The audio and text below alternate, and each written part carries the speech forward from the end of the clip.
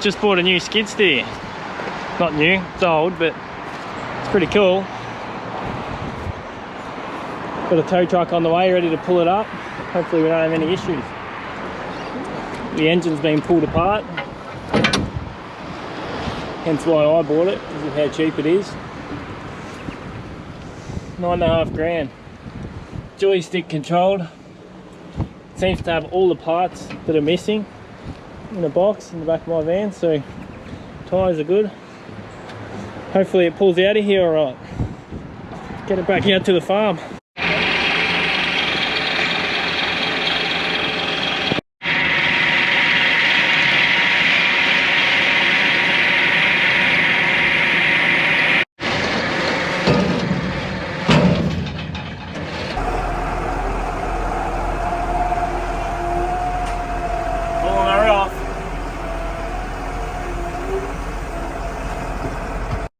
Alright, so it's home. Tow truck just dropped it off for me. I just moved it with the tractor where I wanted it, dragged it forward a bit. Here it is out of the bin. It's looking good. Well, rough. Here's the spare parts, the radiator and the sort of the top cover, and we've got the rear glass here and a few other miscellaneous bits and pieces. Yeah, it's looking good, solids on the wheels, solid tyres. The rim's a bit buggered up there, but nothing that can't be fixed, I suppose. Front glass is broken. The wiper's missing, but that's alright. I'll open it up so you can see inside. Cab's a bit dirty. It looks like these levers are leaking a bit, I noticed when I was in it before. But that's something that needs to be fixed, I suppose. It's a bit filthy. I think the first thing I'm going to start with is giving it a really good clean.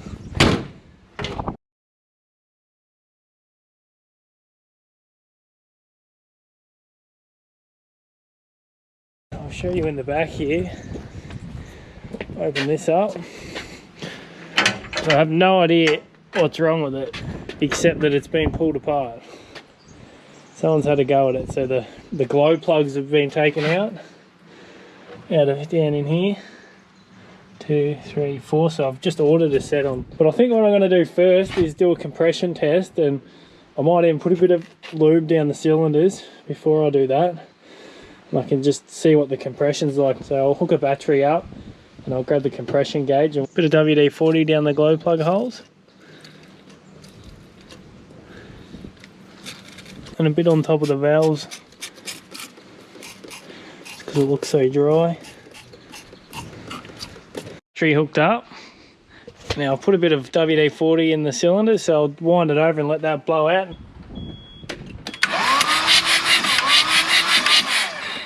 Now I'm going to drop my compression tester in this first pot here.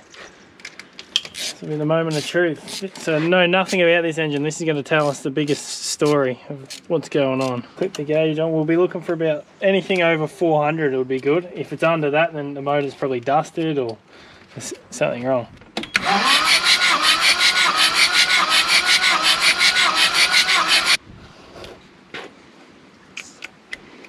Alright, so we pretty much have 0. Alright, let's try again. I had issues with the hydraulic leak, so I had to put the radiator and hydraulic cooler back on. Alright, nothing. So I've got brand new glow plugs from Cat. So I'm going to throw them in and see what happens after I do that. See if maybe it starts or what it sounds like.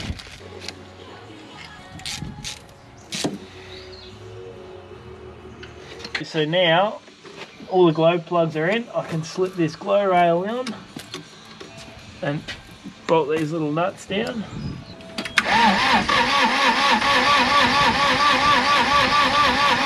Take 2, we're going to see if we can spray a bit of starting fluid.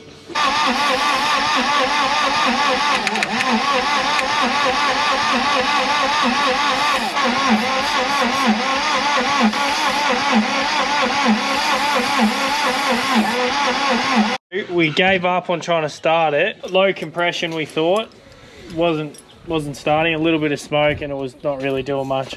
One of the back rocker arm was loose, and I've pulled that off now to have a look, and the top of the push rod is actually gone. It's just melted off or snapped off. Pull the head off and have a look what's under there. See what the pistons look like and what the valves look like. The head's coming off this time. Alright, what are we looking at? What are we looking at? Valves look good. Valves look good. Alright, that means rings. Alright, so now the head's off. We can have a look in here. In the pot. That is in terrible, terrible shape. There's a massive ridge on the pistons. On the bores, sorry. So it's well and truly been dusted and it's in poor shape. My best option now is I'm just going to pull the motor out and put it on an engine stand and have a proper look at it, and you can come up with from there. Alright, like I said earlier, I'm going to pull the motor out. We've decided, you know, the ring ridge and everything. I've probably spent 3 hours now getting the bolts out. They're all easy. You just lift the cab up and you get them from the top with a couple of extensions like this. And they all come out easy, except there's 2 down the back past the oil filter in here that you've really got to bend your arm into a weird shape. And the only way I could get them was if you had crow's feet spanner set, you'd be right, but I made my own little crow's feet spanners, 2 different lengths, to get those 2 bolts that were super hard to get to. Size 16 or 16mm head bolt, hard to get to, but they're out now. All the engine mounts are out, so really the motor can come out. So I'll bring the forklift around and try to lift it in.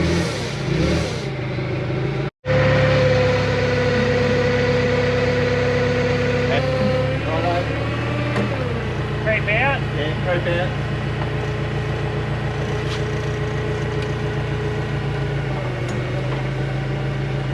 Stop.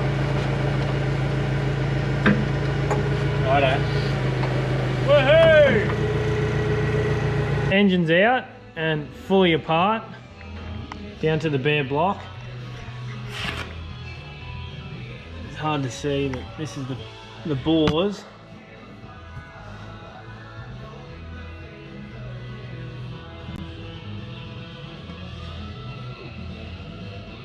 There you go, you can see there. There you can see that ring ridge right at the top. And all that just looks terrible. All 4 of them. Go to the next one, Dad. The ring ridge, and you can just see the rings haven't been contacting the whole way. Crank, really good. All the journals on the crank are good. It's looking good. I'll probably just put new mains on it and new conrod bearings, but we should be right there. We were just trying to work out why there's so much wear. So I pulled the ring off the top of the piston because the piston actually looks really reasonably good. Like the ring land groove is alright. There's not too much scuffing or anything on the pistons, which is good. We'll put new ones in anyway. But the top rings on all 4 pistons are completely worn out. You can see right at the bottom where my fingers are, the size of it is massive, and out on that outer edge, it's thin, paper thin. And if I put that in the pot where it would go, this was the pot it was in, that ring end gap, which is probably supposed to be like 0.3 or 0.5 of a mil, is, you know, 8 mil. So that's why we had 0 compression. So off to the machine shop, we'll get it oversized with new pistons and rings, and we should be back in business.